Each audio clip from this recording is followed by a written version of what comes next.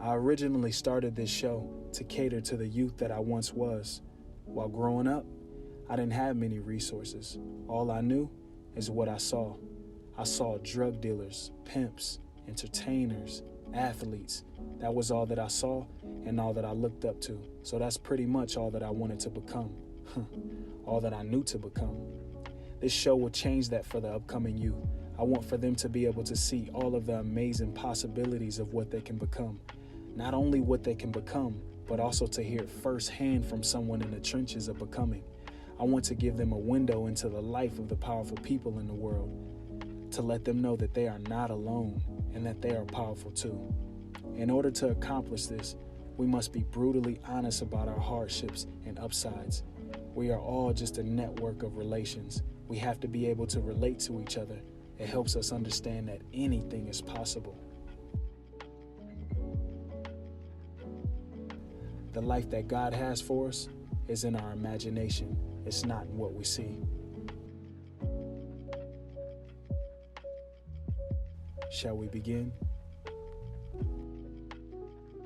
Set to record already? The iPhone? It should be. Yep, it's on. Audio on 3, 2, 1. All right. So first, I wanted to thank you for giving us the opportunity to inspire the youth. And I just want to jump right into it. I want to ask you if you could rewind back. What was your childhood like growing up? Oh, wow. Let me rewind back. I was born, no. I had a really good childhood, I have to say. You know, I was raised in a community when I was conscious of being around, where because of segregation, you found doctors, lawyers, teachers, all kinds of professionals with workers, people who work with their hands and this sort of thing, all in the same block. And it went over for several blocks from where we lived. So it was really a type of community where people knew each other, parents knew each other, they knew their kids, and you couldn't do too much without it getting back before you got back home. So yeah. it was pretty close knit. I had come from, I'd actually been born in Beach Terrace. In fact, I was literally born in Beach Terrace. I wasn't born in a hospital. But I left there when I was very young. But I always had that connection because many of the people I grew up with over the years were products of Beach Terrace as well. So I revisit that situation sometimes. But I had a pretty solid upbringing from that standpoint. It's not like we had a lot, but it was one where parents were very much involved. That's good. So would you consider how you grew up upper class, middle class, poor? Well, again, that community was sort of class neutral in a way because all the classes were living there together because of that time. But we moved from there when I was about 13, and we moved to the West End into a new subdivision. So that was a big deal. You know, to some people, it was a big deal to us, quite frankly. So I would say, I can't look back and say we weren't upper. I'm not sure we were middle. You know, maybe we were upper lower or lower middle. I don't know. That moves depending upon the standards you use. But we never. I cannot say that I ever felt like I wanted for anything. That's good. So, what would you say was the predicted outcome for a child growing up in your neighborhood? Well,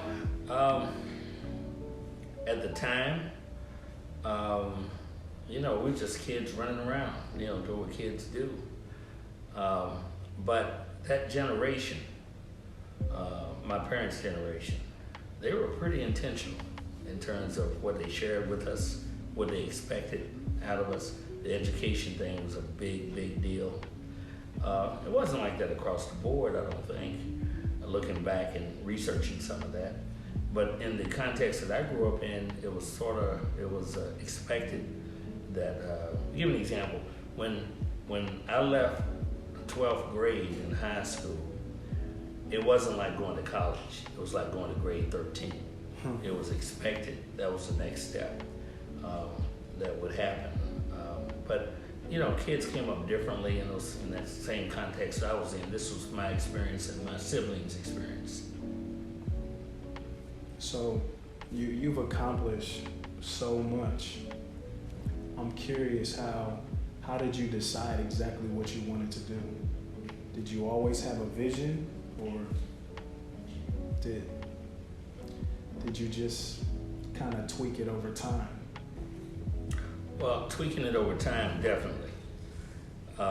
Vision, I can't say I had a vision, but I never thought good things wouldn't happen. I always felt good things would happen if I worked at it.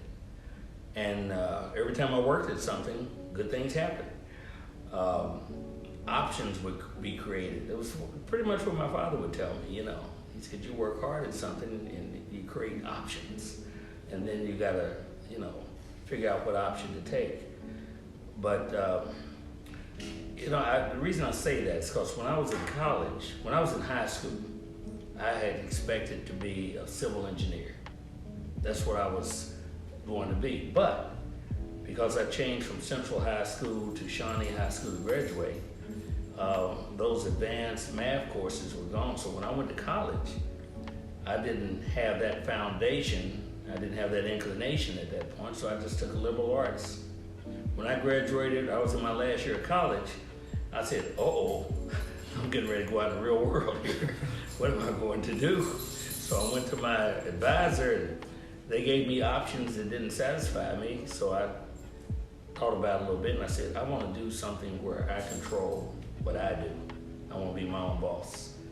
So that's how I got into law. I started researching law, and I started researching how to get into various law schools, and I applied to about 8 of them, got into 7 of them, but I had no money. But I did apply to the University of Louisville. I had a support system in Louisville. So that's how I ended up at the University of Louisville. I was saying about going to Howard. I was saying about going to Stanford. I was saying I had different schools I was admitted to. But I don't have any regrets coming to Louisville in that regard.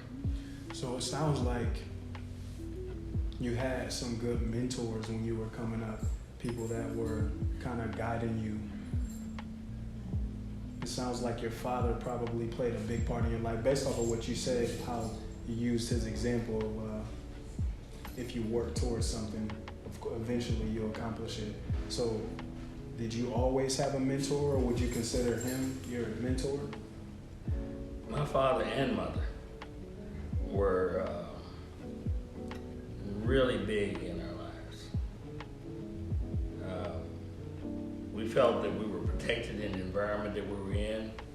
We knew that it's not like they said go in this direction or that direction. It was more like expose yourself to a lot of things. Like, for instance, my father would come home and give my brother a book, or my older sister a book, because I was youngest, and would tell them, when you're through reading this, give this to your little brother.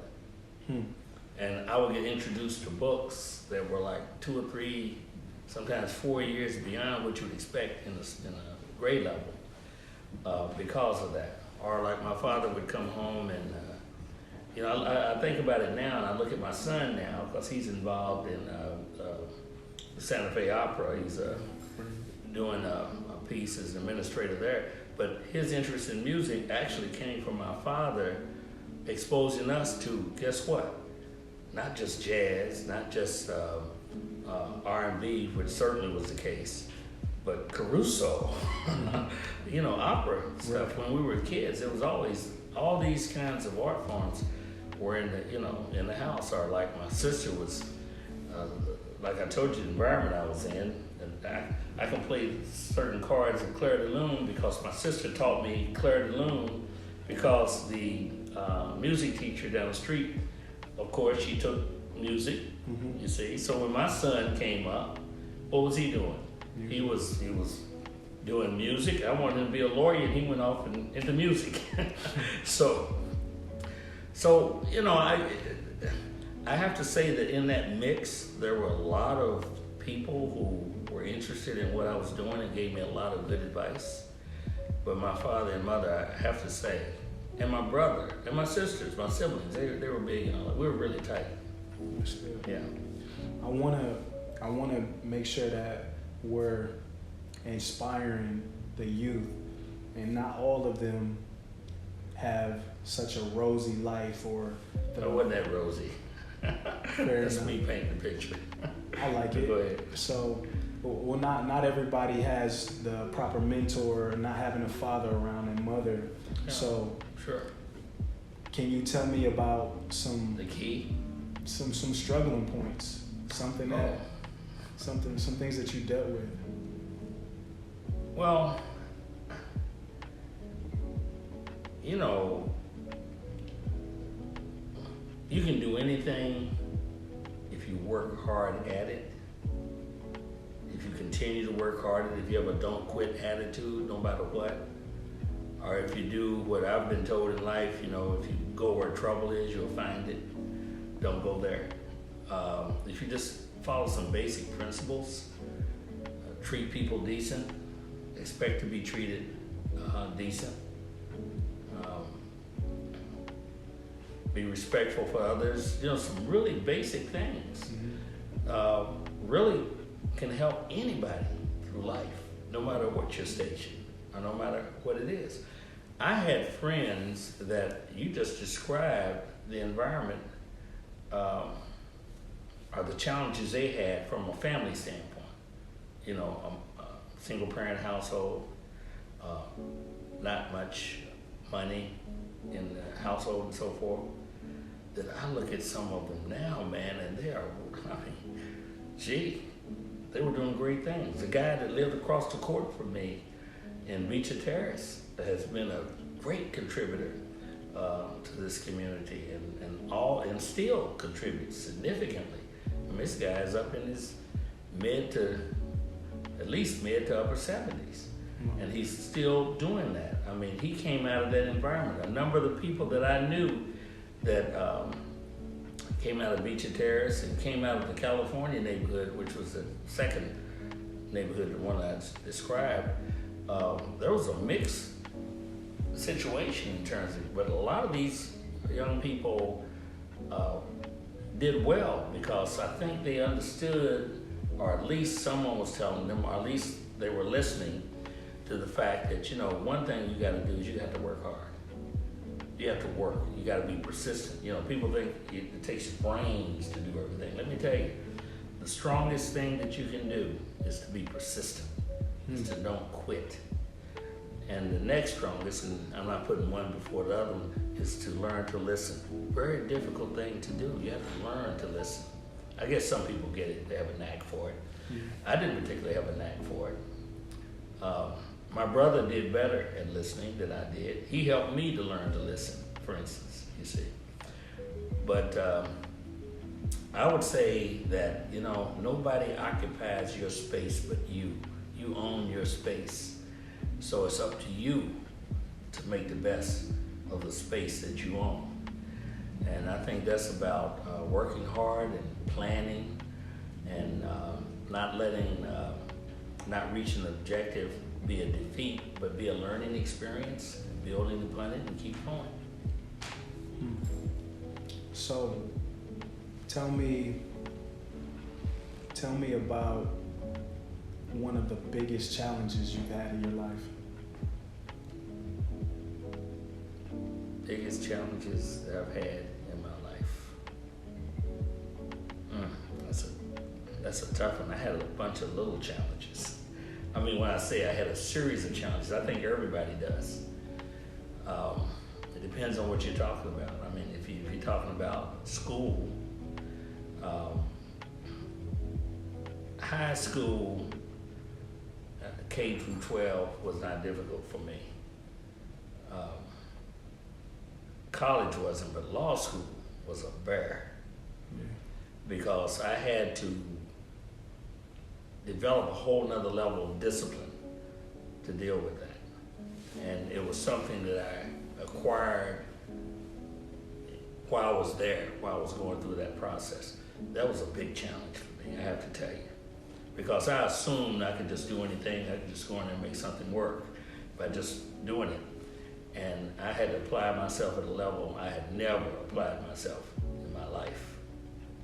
But it was, in retrospect, something that really prepared me to withstand a challenge of any kind thereafter.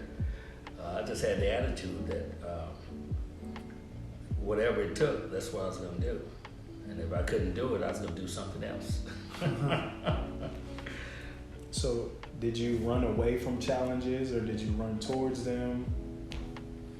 I probably ran away from some challenges and probably hid them in my brain where I can't remember it. I'm sure I ran away from some challenges. But sometimes, challenge, boxes you in and you just got to stand up or let it roll over you. If you develop this attitude of the discipline and respect for yourself, that I'm going to accomplish this. And if you have this attitude that if you don't accomplish it, that it becomes a learning experience and we'll accomplish something else or we'll go back at it. If you can develop that, I think you can do anything.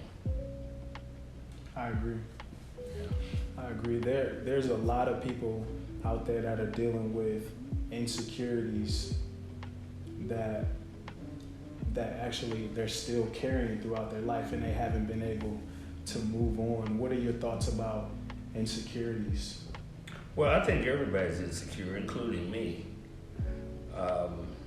I can't tell you that when I have something I need to accomplish and I don't quite know how I'm going to accomplish it, whether or not I don't feel the pangs of insecurity, because I do.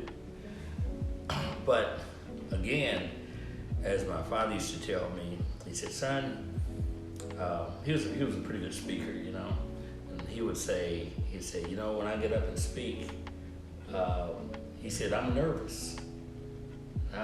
You're nervous, man. You don't act like you're nervous. He said, if you're not nervous, then you really can't sharpen your skill.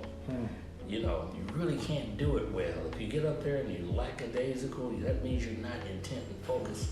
But if you're nervous, you make nervous your friend, you see, and you build on that. As long as you're nervous, that's a motivator as opposed to something that sets you down.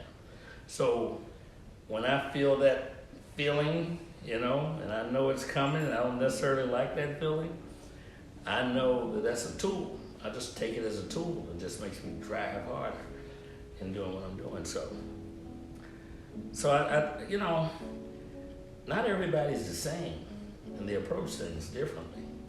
And that's just the way I was molded and react to challenges. But I have to tell you, there are some challenges that are so big, and I think this is where you get into, whether you can overcome a challenge or not, that sometimes you got to go in another direction, you see. So how do you make that judgment? And how do I judge someone else that's looking at a challenge that to them looks really big to get over it? So it goes back to that old adage, when you got a challenge and, how do you climb a mountain? One step at a time. Mm-hmm. How do you eat an elephant? One bite at a time. You just got to not let that mountain be the end of it. You got to take that next step. You just got to have that attitude to do that. What does that sound like if I was to be inside of your mind? What are you telling yourself when you're going through those challenges and working through them? I don't know. Sometimes it's taking me 2 or 3 days of somebody might call semi-depression to deal with some subject matters that I deal with, though. Because in the work I do, there are a lot of challenges, particularly when I was doing a lot of trial law. That's another thing that prepares you to go forward as well. But what am I thinking? What are you telling yourself to help push yourself through that challenge?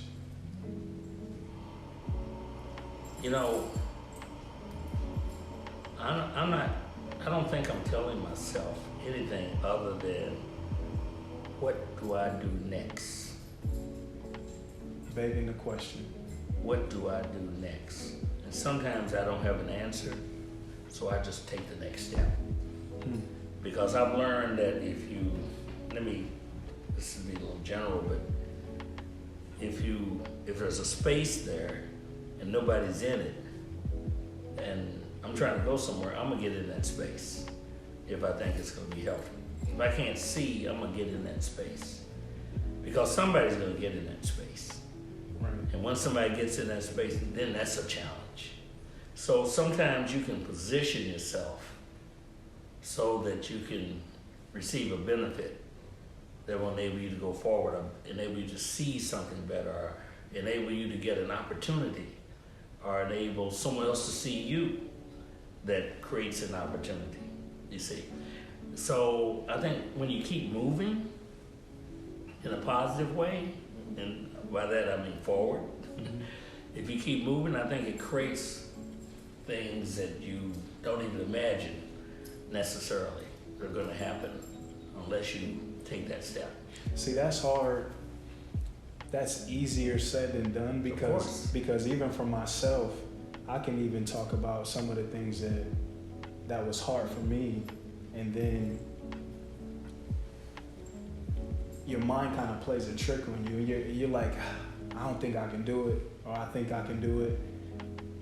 I'm trying to narrow down exactly what it is that you do to work through those issues, even if it's just going towards it. And then how do you decide whether it's time to part from that challenge? How do you make that decision? Depends on what you're dealing with. I don't think there's a general answer to that. I think you just have to assess the situation and look at the pluses and the minuses and make a judgment about what it means to you and what your chances are to get where you want to go. It may be that you go in another direction. I'm a firm believer that if you want something to happen, you got to make it happen. Or stated another way, if you don't make it happen, it's going to happen to you. Somebody else is going to be driving your ship as opposed to you. You have to drive it. Not everybody's made that way that I run into in life, So I don't know how to answer generally for everybody. I can only tell you what it's meant to me, and I think a lot of it has been because of the attitude and the type of principles that I've adopted over a period of time in life, and I just apply them over and over again. And that is, one is I'm not quitting. I like it. I'm not quitting. You might beat me down in the dirt, but I'm not quitting. And the other one is that I'm going to try to do good by others. I'm gonna try to maintain as much integrity as I can. That's easier said than done, I thought. But when you're willing to give up something, then it's easier to understand this concept called integrity. In other words, sometimes you gotta lose what someone else might say you're losing in order to maintain who you are. You see, and I think that's important. Say that again. Sometimes you have to lose. Sometimes you have to give up something to maintain who you are. Wow. In other words, you don't sell your soul because you think you want to be on top. Because see, at the end of the day, think about it. You're born, you go through life, and that's what we talked about, maneuvering through life, and then you're gone. So, in my generation, hard work is it's dead. And I know that you mentioned a lot about your parents teaching you about hard work and you got to work through it, keep pushing. What do we tell the youth that are lazy? They want everything to come easy to them. Wow, you're generalizing because, let me tell you a little story. I have this big concern about what they call the millennial divide. You follow me? Mm-hmm. So I've been intentionally reaching for the so-called millennials. So I keep about 25 to 45 young people. I don't mentor them, I enable them. If they maintain integrity that I was talking about. What I have found though, is a lot of young people who are really on it, that are working hard. Because I get that, what you just gave me, and I'm sure that's there. But there's also those individuals that are out there that get it, that want it, that are willing to work to make it happen. And in fact, it's beyond them. They're even talking about, how do I affect my environment? How do I affect other people? I thought they were gone, but they're there. So I'm intentionally looking for those individuals, but let me circle back. You know, if a person doesn't want to put their effort into it, they're not gonna get there unless they're lucky. Of course now, you know, they say the harder you work, the luckier you get. Yes. There's nothing more truer than that, at least in my experience. So I don't know how many of them that are out there. I don't know if that's a sign of immaturity. I don't know if that's because they didn't get this intentional thing that I got, and some other people, a lot of other people out here, a lot of people in my generation, I can point to a ton of them. They've done very well, relatively speaking. And, but you know, maybe it's growing up. Maybe it's an immaturity factor. I don't know. We grew up early when I was young. You know, the civil rights movement. Heck, I got arrested 11 times in the civil rights movement. My daddy never said don't go down there. You know what I'm saying? Yeah. So that's a heck of a thing if you stop to think about it, because people in certain situations were throwing bricks at you. Yeah. But we brought up with a purpose kind of thing. I'm not sure what is there now for people to grab onto. I'll tell you something else we didn't have. We didn't have all these things that were intruding into our lives, vis-a-vis social media, television, the multiple aspects of that. We didn't have that. On my block, when I was coming up, everybody came to my house because we had color on our TV. Saturday morning, cartoons. Yeah. T-bar V ranch time. I mean, come on. So, but now, you know, we did things out in the neighborhood. We played with each other. We did that sort of thing. I don't know how much of that exists now or not.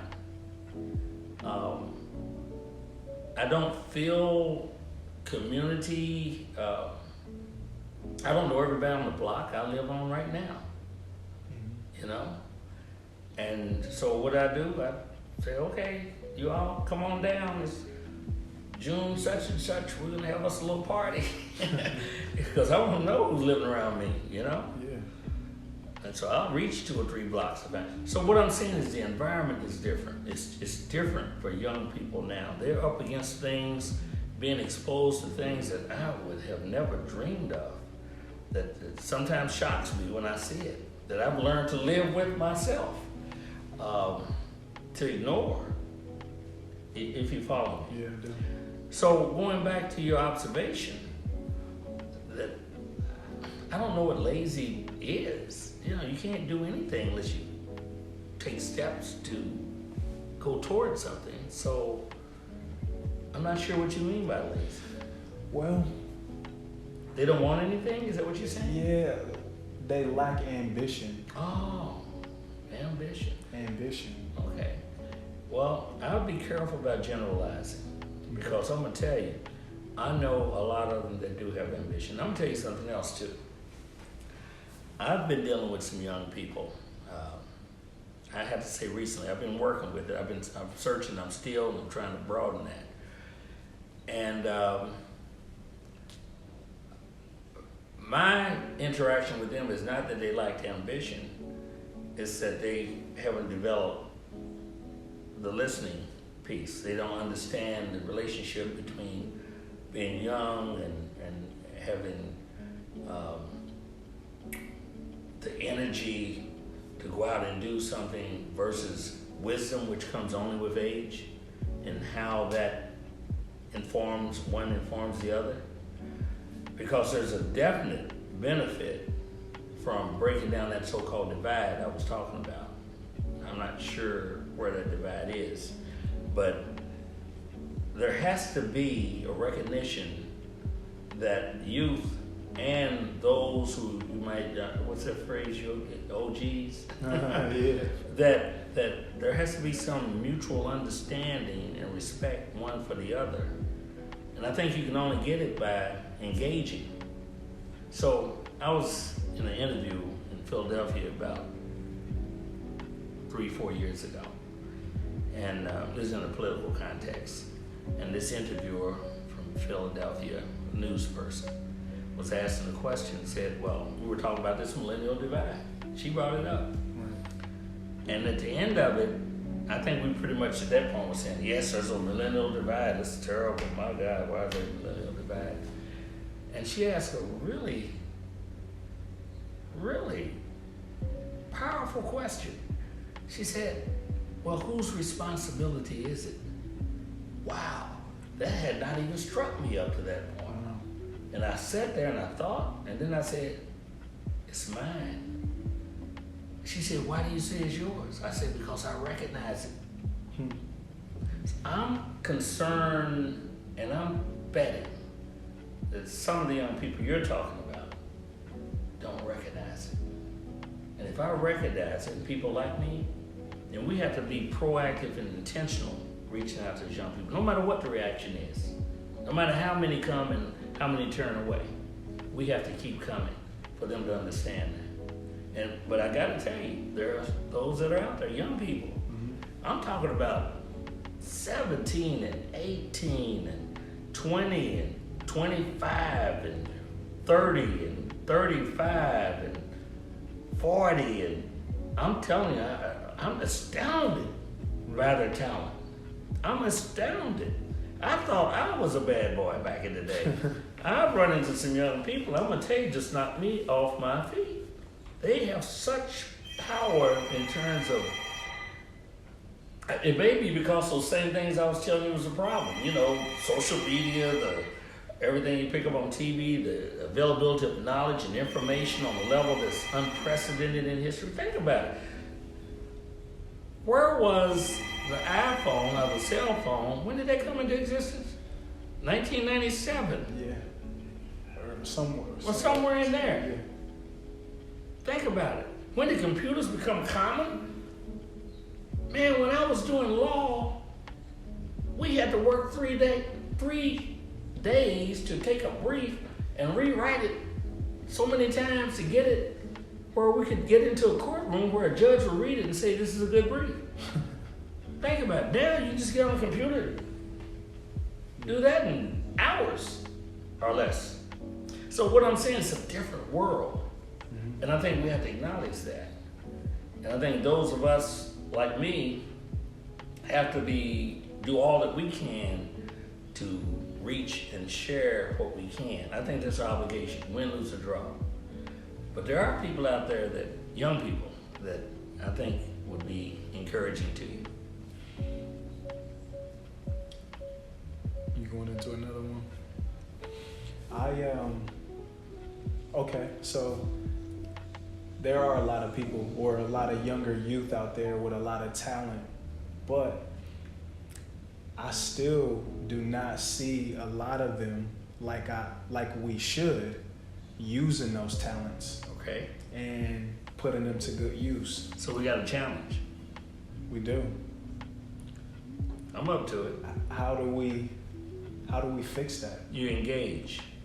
You have to be intentional. You know, you just don't talk about it. You do things. There's no one answer. There's no simple solution. It's part of the process of moving through life and history, the things we've been talking about right here. Mm-hmm. And that's why it took me a while to understand that myself. I said, this is a different reality. When a kid can tell me how to use my iPhone better than I can, and I'm paying for it. I'm using it. Yeah. Kid doesn't have one. Got a little bitty ticky-tack thing and can run. Come on. It's amazing. When my kids were going through school, I couldn't understand why they were teaching math the way they were. I was good in math. I was excellent in math back in the day. I did not even know what the heck they were doing.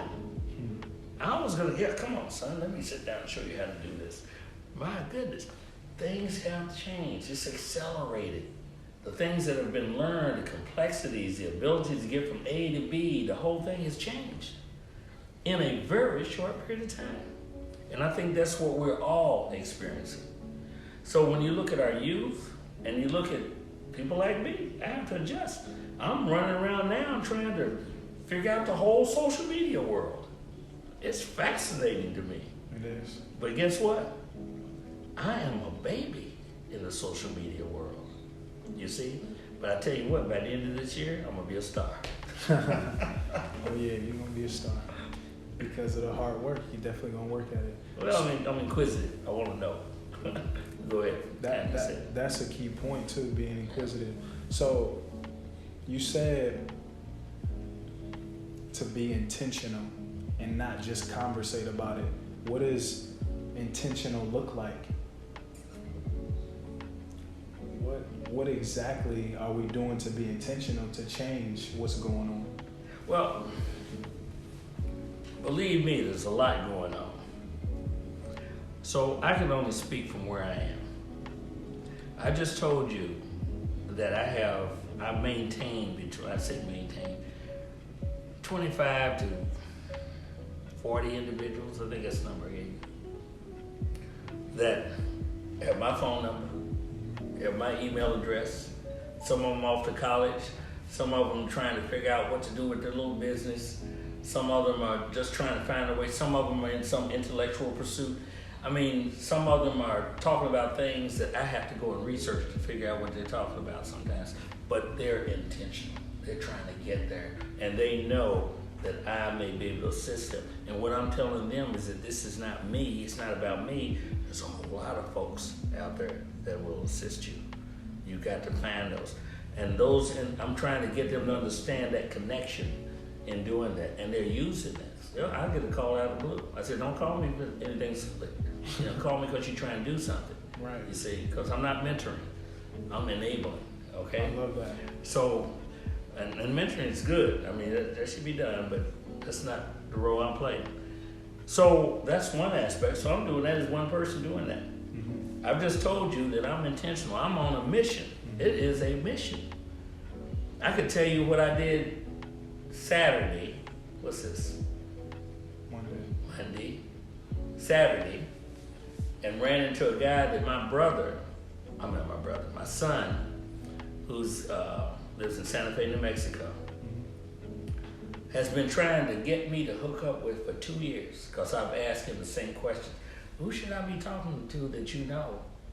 And a guy who's retired, who used to be my wife's boss, who I hired when I was chair of an agency, invites me to a community event out of his community. And this guy shows up and I get introduced, and immediately he knew who I was and I knew who he was. Think about it. Then I find out he's got these tentacles, as my son has been telling me, to all of these young people, and his mission is to bring young people up. Think about that. Right. So now I'm intentional. We gotta talk. Because he's operating on a level that I don't operate routinely. When I go out that door, I'm either doing some law, or I'm going to a meeting, or et cetera, you see, and then people come to me. I gotta figure out a way to go to where people are that I'm talking about now. That's intentional, you see. Mm-hmm. So that's me. There's a lot more to that.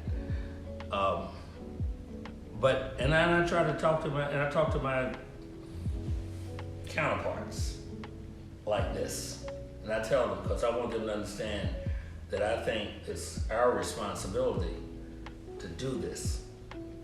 Well, a lot of them retired. They said, I'm done. I said, no, you're not. Oh, I'm done. I said, come on, join me. I'm starting a poker game. They're there. Yeah, they come for the poker game. And then guess what happens? I start talking about being intentional. We play poker. But, you see? Because I can't make anybody do anything. They have to have it in their heart. They got to have it in their, what they think they are about. It's got to be part of what they do. It's got to be their mission. It's got to be part of their time delegation to not just themselves, but to others around them, because they're already doing things. Regardless of whether I think it's value to it or not, it's value to them. And I'm telling them, you need to ramp up. Hey, and look here, this is fun, man. Come on, I got to put a little edge on it. I'm taking you where you probably don't need to go, but go ahead. I agree with you as far as being intentional, and I like that you think that it's your responsibility. Yeah. Because I'm a parent myself, and I feel like I couldn't rest as a parent if I was to die without giving my kids all of the nutritional value, mentally, physically, whatever it is that they need. So I totally agree with you. What is... You my young dad. What change do you want to see? What do you want to leave behind? Well,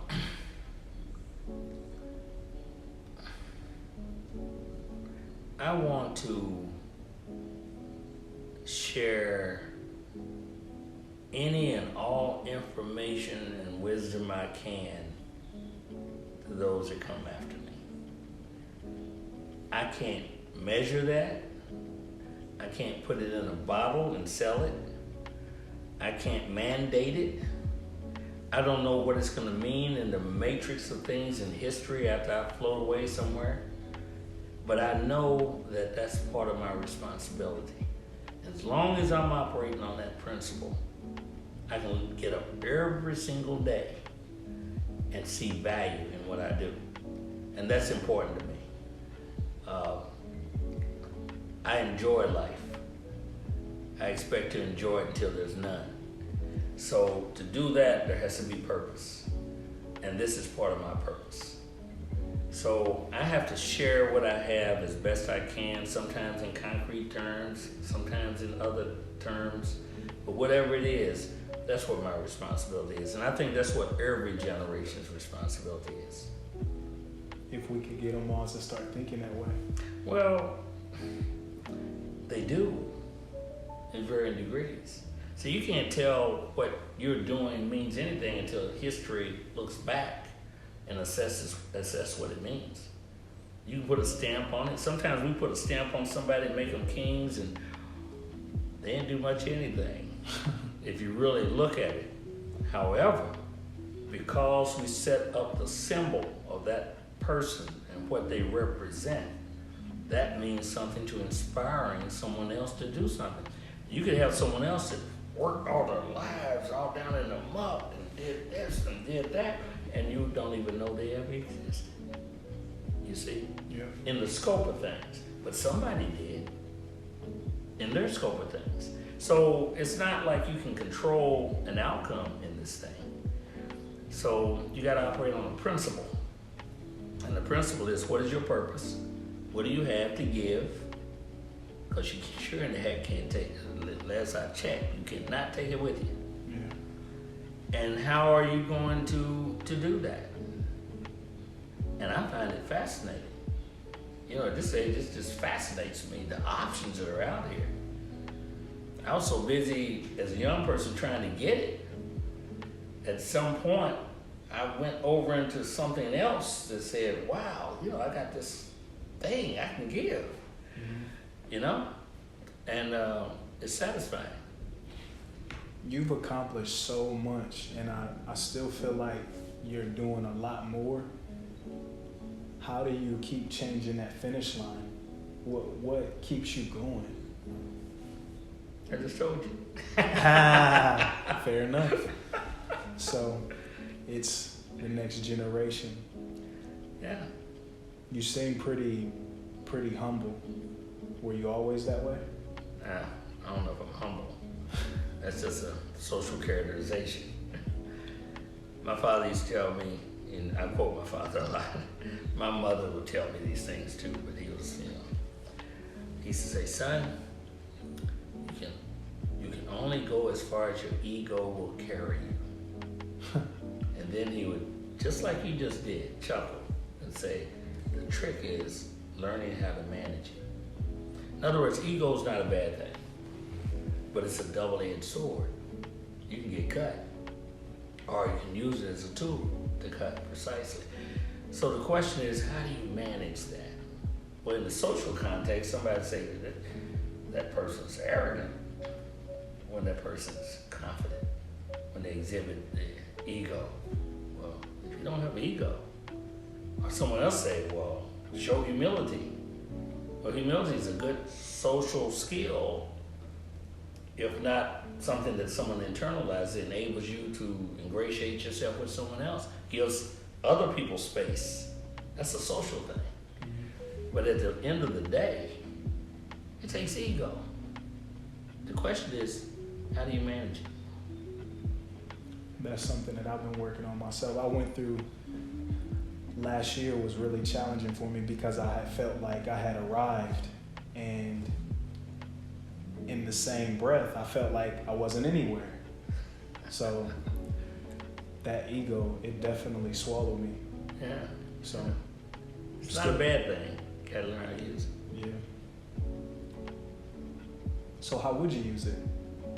Well, if for the good, what would you, an example of using it for the good? Look for the good. Look for opportunities. Like my dad used to say, if you want to get in trouble, go where trouble is. If you want to do something good, go where good can be done. Use it and go for the good. It's all about being intentional. And I'm gonna tell you something. I look at this guy. I look at the president of the United States. Some people are very depressed that I know. They're very depressed by this guy. I look at him. It fascinates me. I'm looking at this guy. Wow, this is an interesting manifestation of development of a human entity. I'm looking at him like that, because nothing's all bad, but people do bad things because they're winners and they're losers, and intention doesn't mean that you're going to accomplish what you're after. Bad people have done things that benefited to the good, and good people have done things and flopped on their face. So I'm not judging that, but I'm intrigued by a personality that loses so many opportunities to inspire at a level. I mean, come on, when you're sitting on top of something like that, or if you're sitting right here, or if you're sitting right there, those are opportunities to inspire. In fact, this exchange here is calculated to benefit somebody.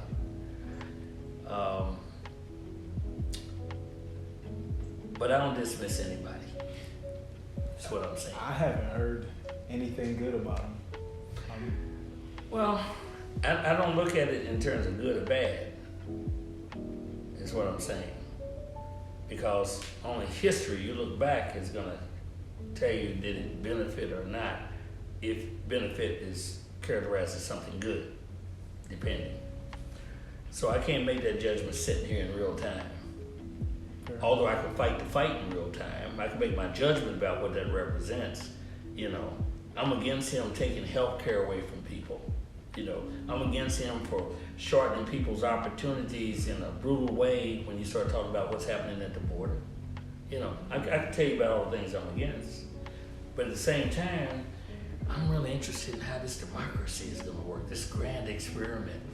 Jesus, if you survive this guy, just think what power there is in this experiment that was built upon and nurtured slavery, became the most powerful nation in human history, that sports an individual that many feel is a detriment to the whole system that's been developed, and yet we've gotten rid of slavery, but racism's still a challenge, a major challenge in this society. You got this guy in there, and what's going to happen afterwards? The democracy continues. The interests of people from California to Maine, varying wants and varying needs are being, as a confluence that's taking place with that, and yet it's still here. That's an amazing thing. It is. It's amazing. So I'm looking at it from that standpoint. I guess that's my political stuff. I like it though. So what? He needs to go though. Don't get me wrong. Bad about enough of him. Okay. He doesn't really have much time, does he? And he doesn't. I don't know. So let me think. Young people. Young people. Well, I am positive about young people. I wanted to actually touch on what you were just saying, because you hear a lot of what's going on. Everybody feels like, well, a lot of African Americans, this is what you hear socially. We feel like being attacked, or there's not really much opportunity, or everybody's against us. What are your thoughts on that? I grew up in that. What are you talking about? They didn't just, it wasn't just that everybody was against us. The law was structured and said, that's where you are, that's where you are. I mean, come on. Yeah. This is child's play. Back in those days, you couldn't walk on the sidewalk and say the wrong thing, you could lose your life.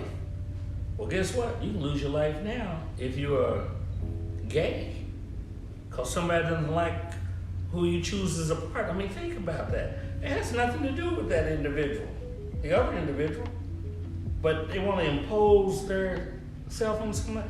All those dangers in life exist at various stages of the life of your life. The question is, how are you going to respond to that? How are you going to deal with that? What is your responsibility? How you see your responsibility in relationship to that? How are you going to be part of the social fabric and create what you believe to be a positive outcome? You see what I'm saying? Yes. So this is an exciting time to be around, as far as I'm concerned. Definitely. Of course, because you have a chance to shape what you want to see. You occupy your space. It is yours alone. What you do with it is up to you. You want something to happen, you make it happen. If you want to be big, you got to be bigger than yourself. It has to be what's around you. It can't just be you. You got to respect yourself to respect others. You know what I'm saying? Mm-hmm. So that's a learning process. Unfortunately, there's a number of people that feel defeated, and some are defeated. But I look at it this way. This is a stage. We're in a process. This too will pass. And we have to stay at it. And we got to stay positive. I agree. I want to close in by asking you,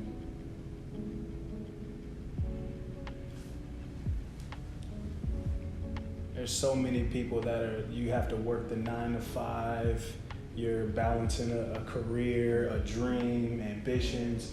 How do you balance work and success or family? That's a hard one.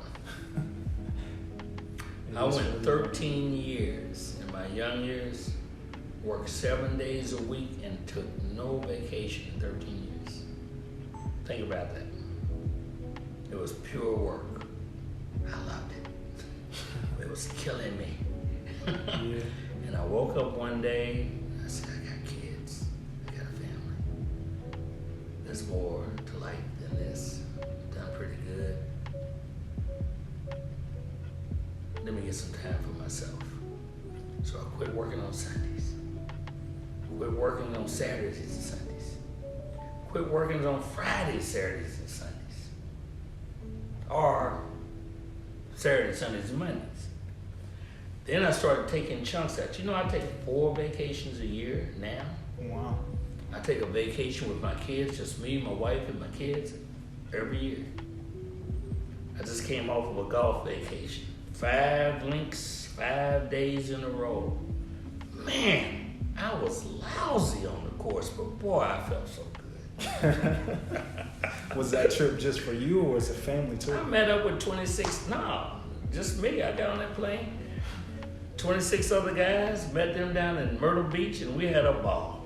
Played golf, that's what we did all day. Played golf. I found a nice restaurant. Had the perfect seafood, went back every evening. Sounds like it was amazing. It was my time. I needed that. So I've learned to take time. I think those years I was not doing that, I think it's good I didn't for me, because I can look at it and I can clearly see that that's not the way to do it. You got to take time for yourself, and you got to take time for others. You got to take time for your family. I did take time for my children. I always did that, but it was more like school, that kind of stuff, getting them direction. But just time where there's no pressure. Every Thanksgiving, on my wife's side, we go to Virginia Beach for a week. And the family comes from everywhere, big house, all this stuff. We don't do anything. Just lounge around. Is that good? Yeah, that's good. Enjoying each other, soaking it up. And then I take a foreign trip, I'll go to China, someplace. Because I want to see how other people are doing what they're doing. I want to take a look. I'm inquisitive, Yeah. So I take 4 of those a year. And then I still take those long weekends, and I incorporate it, but I still work very hard. And my thing now is trying to get 8 hours of sleep. So I got this thing about getting up at 5 o'clock every morning. So I'm trying to break that down. So I'm trying to get to 7. So I'm working on that. You and me both. You know what I'm saying? Yes. Get your rest, take care of your health. Got to take care of yourself. You'll take care of your temple. Where are you, right? Nowhere. Not to mention your spiritual growth. That's important too. I heard this quote that said, if you don't take care of your body, where else will you live? Yeah, that's your space. Very That's true. all you got. Your temple, right? Last question. If you could reach back and have a conversation with the younger you, what would you say to yourself? Boy, you wasted a lot of time. You could have done a lot more. You could have achieved heights that taken opportunities that you knew were there. But you turned left instead of turning right. Do you have one regret in life?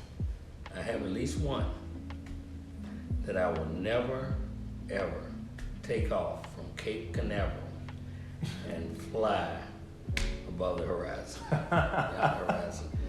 I have always wanted to do that. And it doesn't look like that's gonna happen. You don't think you still can?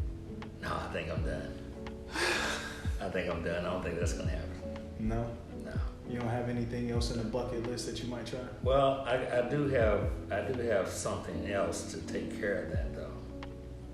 It's something I tell young people all the time. It's nothing like a good book. Because you can sit right where you are and travel anywhere you want to go. And that's true. Yeah. But boy, I would like to have been in that spaceship. That's my one regret. Yeah. They're actually doing something right now where they're trying to design something where people can pay a certain amount so that they can travel. Yeah.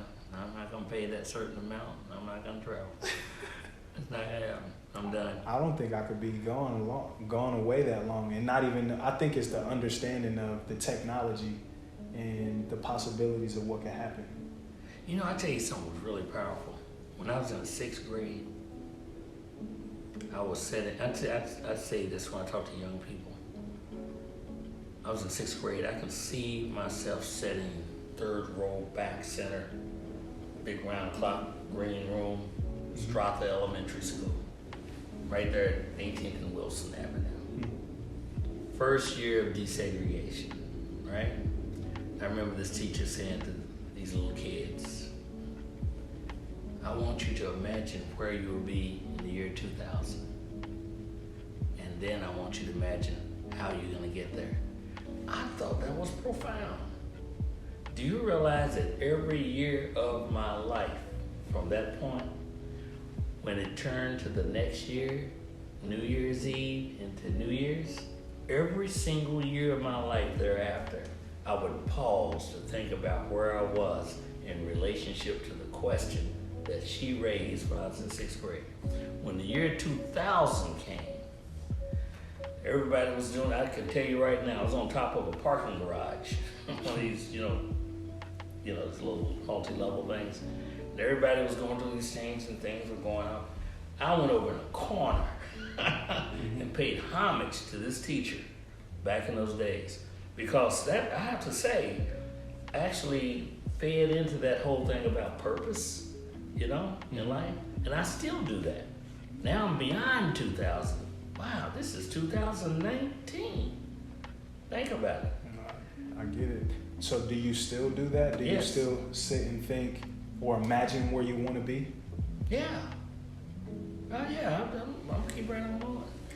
One of my favorite quotes is, the life that God has for us is in our imagination. It's not in what we see. That's one of my favorite quotes.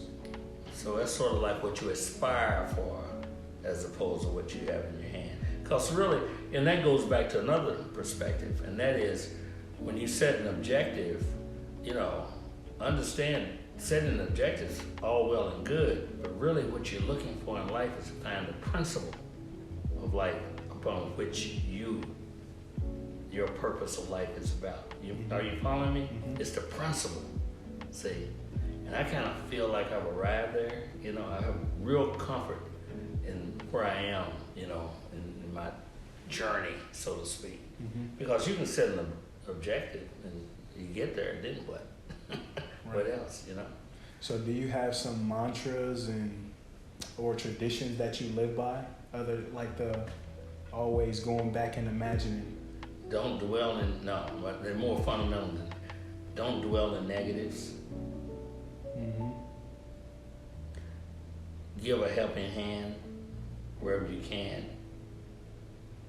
Explore the universe because there's a lot out there to explore. And treat people with respect. Perfect. Those are all good ones. Yeah, that's what I try to do. I don't always live up to that. And when I don't, I feel shame.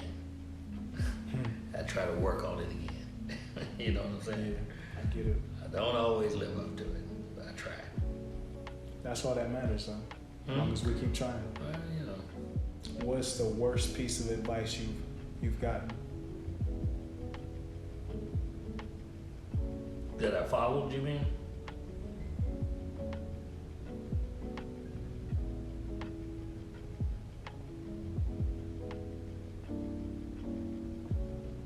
Wow. I've been lucky. Wow. Can't even think of anything. That's I've awesome. been lucky. It's not because I was so smart. I've been lucky. Yeah. Thank you for doing this for me and the youth. Hopefully, we inspire somebody today. I hope so. We talked about a lot. I know that we will. Thank you so much for having me in your home. It's beautiful. Thank you for having me. Appreciate you. Thank you. It's awesome.